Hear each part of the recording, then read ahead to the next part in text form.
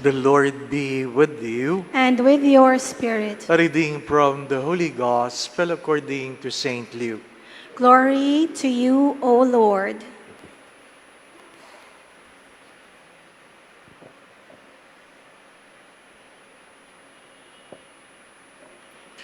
Jesus saw a tax collector named Levi sitting at the custom post.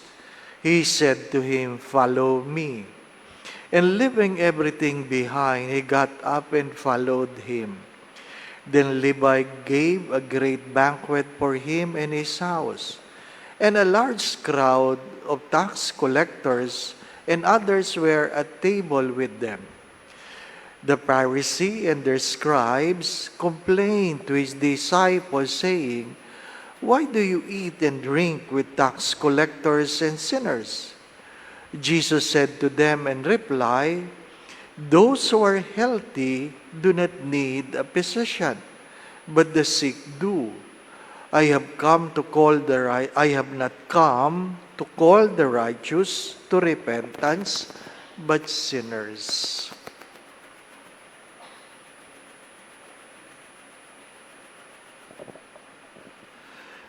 Brothers and sisters, the Gospel of the Lord. Praise to you, Lord Jesus Christ.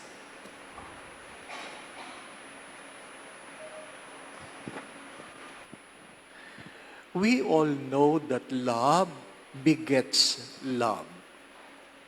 Love begets love. If you love, eventually you will be loved in return. The opposite is the same. If you do wrong, it will begets wrong. Pag gumawa ka rin ng masama, pagdating ng araw, gagawan ka ng masama. That's the natural law. All actions has corresponding reactions. So, naintindihan natin yun. Now, if you have plenty and you share, that is normal. What is abnormal is when you have plenty and yet you do not share. But if you have enough and yet you share, there is something in you.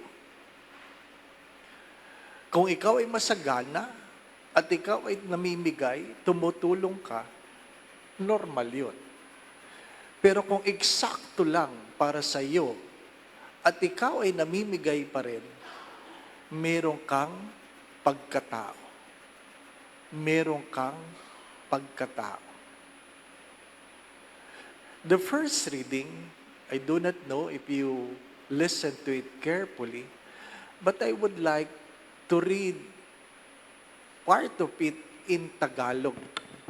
Mas maganda sa Tagalog, mula sa aklat ng Propeta Isaías, Kabanata 59,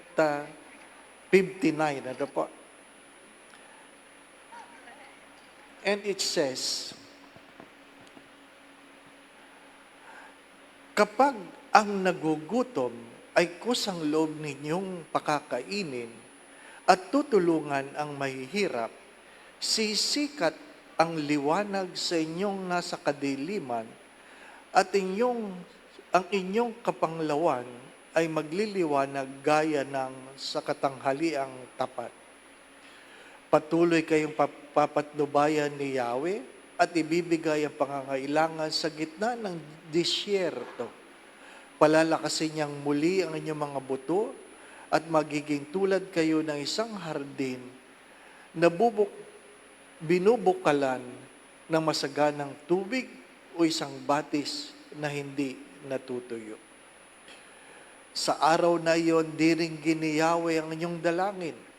Kapag kayo'y humingi ng tulong, sasabihin niya, naririto ako. Kapag itinakwil niyo ang pang-aapi, maling pagbibintang at pagsisinungaling." What is the invitation? As I always say this, that Lent invites us into a discipline: prayer, fasting, and almsgiving.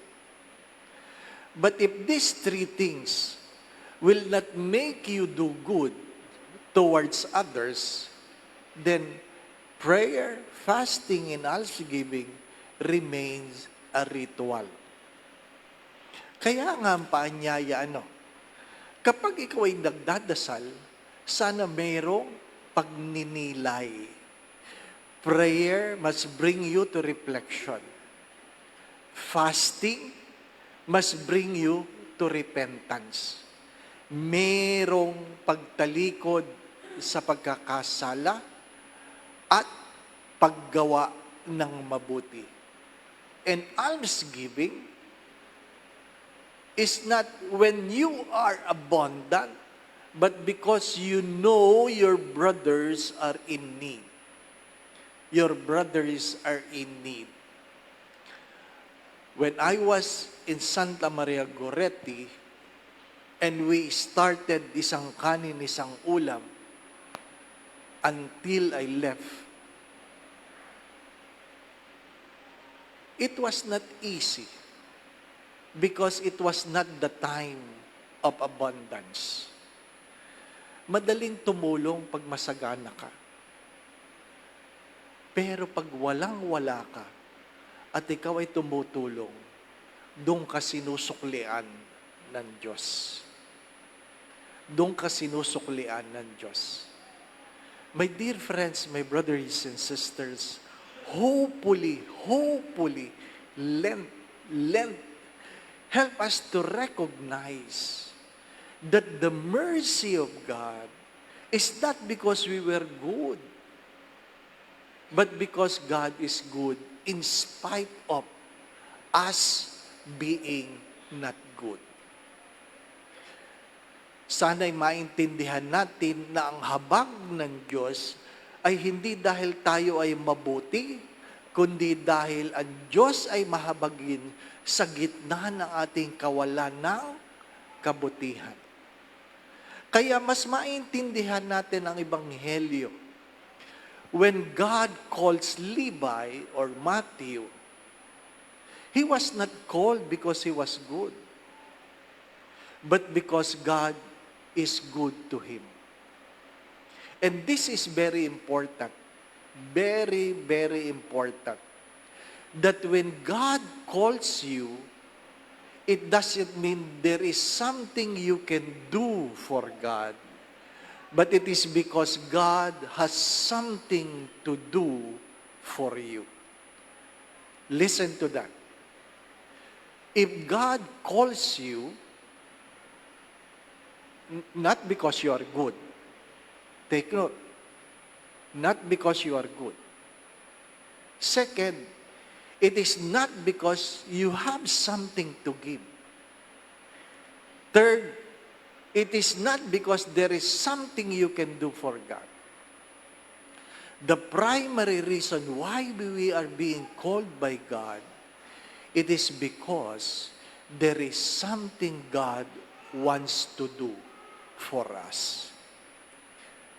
Ang paanyaya ng Diyos ay dahil merong ibibigay ang Diyos, hindi dahil meron tayong may ibibigay sa Diyos. Tandaan ninyo, ang pagiging tax collector ay number one sinners nung unang panahon. If you are good and people are good to you, that is normal.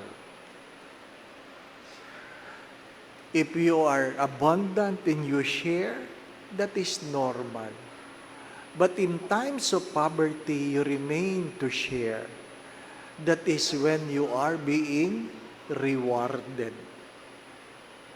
Like the first reading. My dear friends, my brothers and sisters, if we are good, then we don't need salvation. We are being saved because we are sinful. We are being saved because we are sinful. And that is how good God is. And that is how good God is. Do not forget this. Keep this. You might want to meditate on this in this season of Lent. That when God calls you, it is not because you are good. When God calls you, it is not because there is something you can do for God. When God calls you, it does mean there is something you can give to God. Keep this in mind. You are being called like Matthew because there is something God wants to do for you. You are being called because there is something God wants to do for you. The Lord be with you. And with your spirit. Bow your heads and pray for God's blessing. Abide graciously, O Lord, with your people who have touched the sacred mysteries, that no dangers may bring affliction to those who trust in you, their protector, through Christ our Lord. Amen. And may Almighty God bless you and your family, the Father, the Son, and the Holy Spirit. Amen. The Mass has been offered. We go in peace to love and serve the Lord. Thanks be to God.